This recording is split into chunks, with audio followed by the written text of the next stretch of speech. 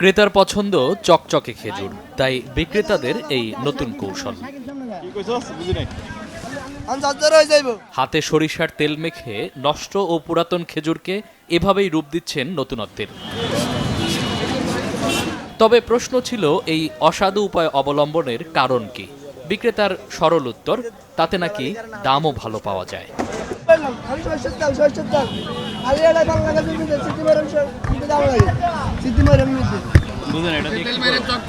এটা মিটে ধরেন না, আমরা সিটিমারের মিটে দিয়ে দিই আর কি। সিটিমারের মিটে খালি একটা সিটিমারের আছে, ওটা মিটে দিই আর কি, বুঝছেন? ওটা আমি বিক্রি করি না, ওটা আমরা আপাতত বদ্ধ করে দিচ্ছি। কি দাও এটা, কেন দাও? ওটা দিলে একটু মানে ঝরঝর করে, একটা মানে কালারটা সুন্দর দেখা যায়, এই কারণে দিই আর কি, বুঝছেন? আমরা ইনটেক বেচতে গেলে ঝামেলা, মানে কি ইমকা উমুকা হাজার কথা বলা লাগে। এখন আর কোনো কথা বলা লাগবো না, এখন সৌন্দর্য লাই সবাই পাগল, কিন্তু সৌন্দর্যের ভিতরে তো কত ঝামেলা, এটা তো পাবলিক বুঝতে জানি না। মানে সৌন্দর্য বাড়াতে গিয়ে এই যে হাত দিয়ে আপনি হাইজিন মেনটেন না করে এটাকে সুন্দর করতেছেন, এটাকে কি বলবেন? এটা তো আমরা কোনো খারাপ জিনিস দিয়ে মিক্স করি না, বা পানি জাস্টলি ভালো পানি দিয়ে আমরা এটা মিক্স করি। রমজান এলেই খেজুরের চাহিদা বাড়ে কয়েক গুণ, সেই সঙ্গে পাল্লা দিয়ে বাড়ে দামও। এর জন্য সিন্ডিকেটকেই দুষলেন ক্রেতা ও খুচরা বিক্রেতারা। খেজুরের পাশাপাশি সব ধরনের ফলের দামও বেড়েছে কেজিতে 1 থেকে 150 টাকা পর্যন্ত। এতে ক্ষুব্ধ ক্রেতারা। বড় খেজুর বলতেছে উনি, বড় কত বললেন কাকা? এই যে 400 350 নিম্ন খেজুর এগুলা। গত বছর এগুলা ছিল 200, এবার 200 বা 250 ভালোটা। এবার তো মনে করেন দাম বাড়তি, অনেক বাড়তি দাম। প্রত্যেকটা জিনিসের দাম বেশি। এটা কেন? আমাদের দেশে মানুষের অন্য কান্ট্রিতে 1 কেজির থেকে 100 গ্রাম বেশি দেয় রোজার জন্য। আমাদের তো দেশে তো বেশি তো দেয় না, তারা ডবল দাম। সিন্ডিকেট বাজার, বুঝেন না? এখন ওরা যা কয় দেশে তাই চলে, এসব কিছু করার নেই।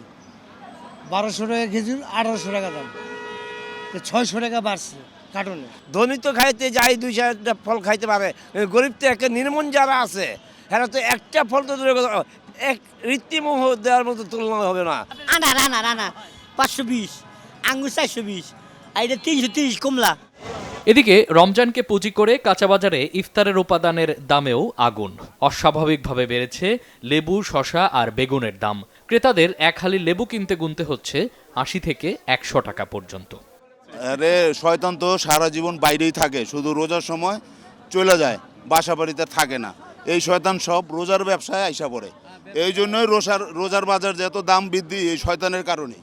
শয়তান সব এখন বাজারে, বাসা বাড়িতে নাই। আমি আসছিলাম হলো লেবু কেনার জন্য, এক হালির দাম চাইলে 100 টাকা। কারণ বাজারে 100 টাকা হলে মানে লোকালি গ্রাম মহল্লার মধ্যে হবে মিনিমাম 150 টাকা। বাগানে মাল কম, গাছে ফলন কমাইছে, এজন্য দাম বেশি। অফসিজন না কিনলে কিছু না, অনেক বাসাতে কইছে এটি আনতে, আমি নিতেছি। কি করবো, দাম তো আর বাসায় জানে না কোনটা কয়টা। তবে এখনও স্থিতিশীল ইফতারের অন্যতম উপাদান ছোলা বুটের দাম। মামুন আব্দুল্লাহ, বাংলা ভিশন, ঢাকা।